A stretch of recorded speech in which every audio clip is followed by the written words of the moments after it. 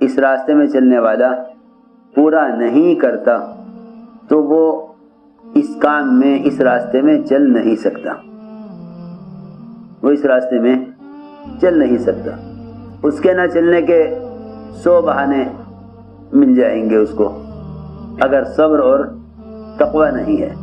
یہ 2 بنیادی شرطیں ہیں اس راستے میں چلنے کے لیے، صبر اور تقوی۔ انبیاء علیہ السلام کی ساری محنت اور کوشش کا خلاصہ یہی 2 چیزیں ہیں۔ یوسف علیہ السلام کے سارے واقعے کے بعد اللہ نے فرمایا انہ من یتقی و یصبر، کہ جو آدمی تقوی اختیار کرے اور صبر اختیار کرے، اللہ رب العزت کسی حال میں، کسی خطرے میں، کسی زمانے میں اور کسی بھی تنگی میں اللہ تعالیٰ اس کو ضائع نہیں فرمائیں گے۔ شرط یہ 2 ہیں، صبر اور تقوی۔ اللہ مجھے معاف فرمائے، انہی 2 چیزوں کی کمی ہے۔ میں نے عرض کیا کہ یہ دونوں چیزیں اس راستے میں چلنے کے لیے بطور شرط کے ہیں کہ داعی کے اندر، داعی اذیتوں پر صبر کرے اور تقوی اختیار کرے۔ اگر خدا نہ کرے تنہائی کی کسی معصیت کے اندر مبتلا ہے، خاص طور پر غیبت کی معصیت، جس کو اس زمانے میں لوگ گناہ ہی نہیں سمجھتے، کہتے ہیں ہم تو حق بات کہہ رہے ہیں، کہ ہاں حق بات کہنا ہی غیبت ہے، حق بات کہنا ہی غیبت ہے۔ کسی مسلمان کے بارے میں اس کے پیٹھ پیچھے حق بات کہنا ہی غیبت ہے۔ حدیث میں آتا ہے کہ 2 مسلمانوں کے درمیان یا 2 ذمہ داروں کے درمیان اختلاف اور انتشار جب ہوگا جب ان میں سے کوئی ایک کسی تنہائی کی معصیت کے اندر مبتلا ہو۔ میں بہت ضروری بات عرض کر رہا ہوں کہ آپس کے اختلاف کا سب سے بڑا سبب وہ تنہائی کی معصیتیں ہیں جو آپس کے اختلاف کا سبب بنیں گی۔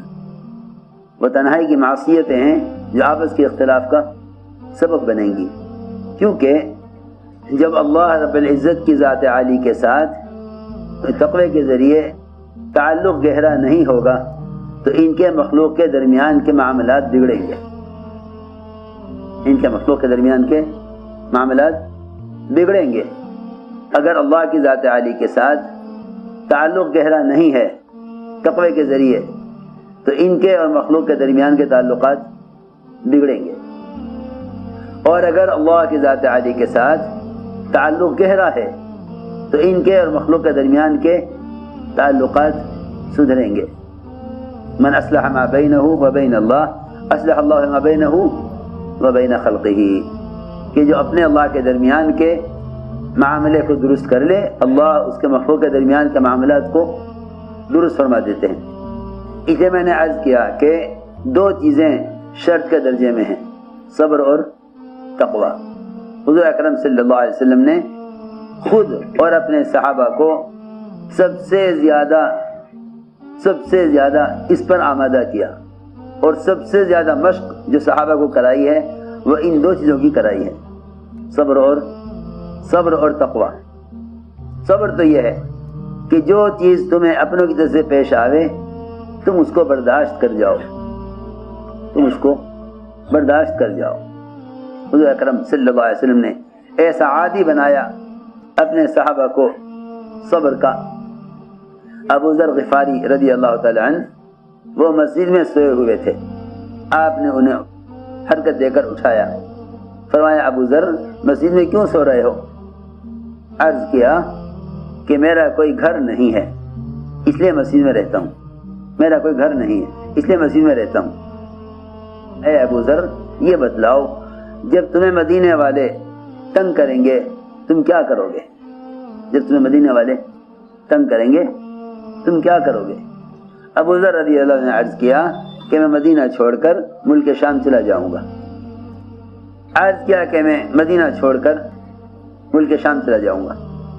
آپ نے فرمایا اگر ملک شام والوں نے تنگ کیا پھر کیا کرو گے؟ عرض کیا کہ میں ملک شام چھوڑ کر پھر مدینہ آ جاؤں گا۔ آپ نے فرمایا اگر مدینہ والوں نے پھر تنگ کیا پھر کیا کرو گے؟ عرض کیا کہ تو پھر میں ان کا مقابلہ کروں گا۔ آخر کب تک صبر کروں؟ آخر کب تک صبر کروں؟ ہمیشہ یاد رکھنا، داعی کے صبر کی انتہا موت تک بھی پوری نہیں ہوتی، کیونکہ کافر کی قبر جو ہے وہ خواہش کے میدان کے اندر ہوتی ہے۔ کافر کی قبر خواہش کے میدان کے اندر ہوتی ہے، یعنی کافر کی خواہشات اس کی حیات اور زندگی سے زیادہ وسیع ہوتی ہیں۔ کافر کی خواہشات اس کے میدان زندگی سے زیادہ وسیع، میری بات توجہ سے سننی ہوگی، کافر کی خواہش کا میدان زندگی سے زیادہ وسیع ہوتا ہے، اور مومن کے صبر کا میدان اس کی زندگی سے زیادہ وسیع ہوتا ہے۔ حضور اکرم صلی اللہ علیہ وسلم جتنی بڑی امت کی طرف بھیجے گئے ہیں، جتنی بڑی امت کی طرف بھیجے گئے، آپ صلی اللہ علیہ وسلم کو سارے انبیاء علیہ السلام سے بڑھ کر صبر کی تلقین اور سارے انبیاء علیہ السلام سے بڑھ کر صبر کرنے کا حکم ہے، کیونکہ آپ کو صبر کرنا ہے بے اعتبار پوری امت کے۔ انبیاء علیہ السلام نے جو صبر کیا ہے وہ اعتبار اپنی اپنی قوم کے کیا ہے، انبیاء نے صبر کیا ہے بے اعتبار قوم کے، حضور اکرم صلی اللہ علیہ وسلم نے صبر کیا ہے بے اعتبار امت کے۔ تو میں عرض کر رہا تھا کہ داعی کے صبر کا میدان اتنا وسیع ہے کہ اس کی قبر اس کے میدان صبر کے اندر ہے، جس طرح کافر کی قبر اس کے میدان خواہش کے اندر ہے۔ اس لیے یہ کہنے کی تو گنجائش ہی نہ رہی کہ بھئی ہم کب تک صبر کریں، کب تک صبر کریں۔ آپ نے فرمایا اے ابو ذر، جب تم دوبارہ مدینہ آ جاؤ گے ملک شام سے، پھر مدینہ والے تمہیں پھر تنگ کریں گے، پھر کیا کرو گے؟ جی اب کب تک صبر کروں گا، اب ان کا مقابلہ کروں گا۔ آپ نے فرمایا اے ابو ذر، جہاں تمہیں ذمہ دار بھیجیں تم ان کے حکم پر چلتے رہنا، اور جہاں تمہیں اپنے ساتھ لے کر جائیں تم ان کے ساتھ چلتے رہنا، یہاں تک کہ تم مجھ سے قیامت میں آ کے مل لینا، یہاں تک کہ تم مجھ سے قیامت میں آ کر مل لینا۔ یہ فرمایا حتی تلقانی وانت علی ذالک، یہاں تک کہ تم مجھ سے قیامت میں آ کر مل لینا۔ اس سے پہلے مت سوچنا کہ صبر کی مدت ختم ہو گئی یا صبر کا پیمانہ لبریز ہو گیا، ہرگز نہیں، تم اسی حال میں آ کر ہم سے مل لینا۔ آپ نے فرمایا کہ ہمارا کام کرنے والوں پر اور ہمارے قریب آنے والوں پر، اس لیے کہ انبیاء علیہ السلام کا قرب، انبیاء علیہ السلام کا سب سے زیادہ جو قرب حاصل ہوگا وہ انبیاء علیہ السلام والے کام سے ہوگا۔ انبیاء علیہ السلام کا سب سے زیادہ جو قرب حاصل ہوگا وہ ان کے والے کام سے ہوگا۔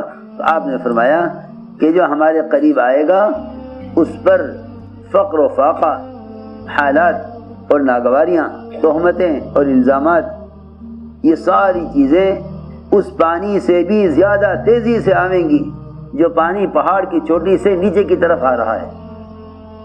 معلوم ہے کیا قوت ہوتی ہے پانی کی؟ جو پانی پہاڑوں سے نیچے کی طرف بہتا ہے، جھرنے اور شلالات جو اوپر سے نیچے کی طرف آتے ہیں۔ فرمایا کہ جو ہمارے قریب آئے گا، اتنی بڑی بات ہے، فرمایا جو ہمارے قریب آئے گا اس پر پہاڑ کی چوٹی سے چلنے والا پانی کا سیل، اس کی بھی وہ رفتار نہ ہوگی جو رفتار مصائب اور تکالیف کی ان لوگوں پر ہوگی جو ہمارے کام کو کریں گے۔ ایک صحابی نے عرض کیا آپ کی رفاقت چاہتا ہوں۔ آپ نے فرمایا اعد للفقر تجفافا، اگر ہمارا ساتھ چاہتے ہو تو پھر کمر کس لو فقر و فاقے اور تنگی اور پریشانیوں کے لیے۔ جو ہمارے جتنے زیادہ قریب آئے گا، جو ہمارے جتنا زیادہ قریب آئے گا اس پر حالات اور مصائب اتنی زیادہ قوت اور کثرت سے آئیں گے۔ داعی کا یہ کہنا میرے ساتھ یہ سب کچھ کیوں ہو رہا ہے، اس کا مطلب یہ ہے کہ وہ دعوت الی اللہ سے کے راستے سے واقف نہیں ہے، اس راستے سے واقف نہیں ہے۔ اس لیے میں نے عرض کیا کہ بہت بنیادی چیز ہے صبر، اور صبر سے زیادہ کسی تنگی سے اور کسی پریشانی سے نکالنے والا اور کوئی ذریعہ نہیں ہے صبر سے بڑھ کر۔ سب سے بڑا ذریعہ صبر ہے جو داعی کو ہر تنگی سے، ہر مشکل سے نکال دیتا ہے، داعی کو ہر تنگی سے نکال لیتا ہے صبر۔ اس لیے صبر اور انتقام یہ دونوں ایک دوسرے کی ضد ہیں، یہ دو چیزیں ایک دل میں جمع نہیں ہو سکتی۔ جو صابر ہوگا منتقم نہیں ہو سکتا، جو صابر ہوگا وہ منتقم نہیں ہو سکتا، کہ آدمی صبر بھی کرے انتقام بھی لے، یہ نہیں ہوگا۔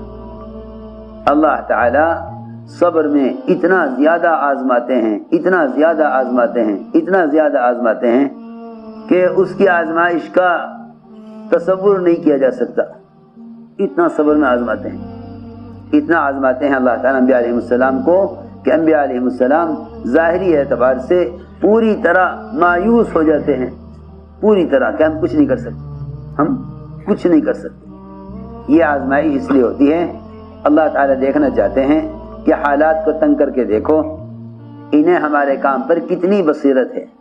اگر انہیں حال سے متاثر ہو کر حکم کو چھوڑ دیا تو یہ امتحان میں ناکام، ان حال سے متاثر ہو کر حکم کو چھوڑ دیا تو یہ امتحان میں ناکام ہو گئے۔